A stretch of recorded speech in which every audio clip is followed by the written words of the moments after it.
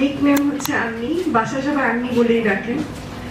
আমি যখন ছোট ছিলাম অত একটা মনে নেই আমার। আমি দেখেছি যে আব্বু আম্মু অনেক দৌড়াদৌড়ি করেছে আমাকে নিয়ে, অনেক সাফার করতে হয়েছে।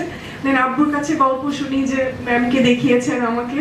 তারপর মামা, আমার তো মামা হন, শামসুল মামা হন, তো উনি হচ্ছেন যখন আমার ট্রিটমেন্ট চলে, এরপরে আমরা বিভিন্ন ডক্টর দেখাই, জার্মান যাওয়ার কথা হয়, সবকিছু মিলিয়ে দেন আমরা ইন্ডিয়াতে নারায়ণা হসপিটাল দেবী সিটির কাছে যাই। ওখানে আমি অপারেশন করে আসি, আমার ওপেন হার্ট সার্জারি হন।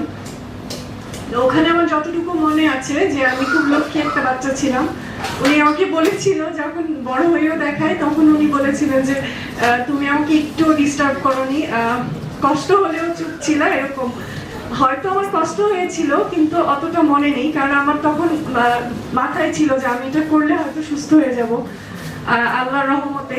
ওখান থেকে আসার পর একটু ইনফেকশন হন, দেন মামা আমাকে ট্রিটমেন্ট করেন আল্লাহর রহমতে। এরপর থেকে আমার আর কখনো কোনো সমস্যা হয়নি, আমি অনেকটাই ভালো আছি। আমার কাছে মনে হয় যে আমি একটা সুস্থ মানুষ থেকেও সুস্থ, আলহামদুলিল্লাহ।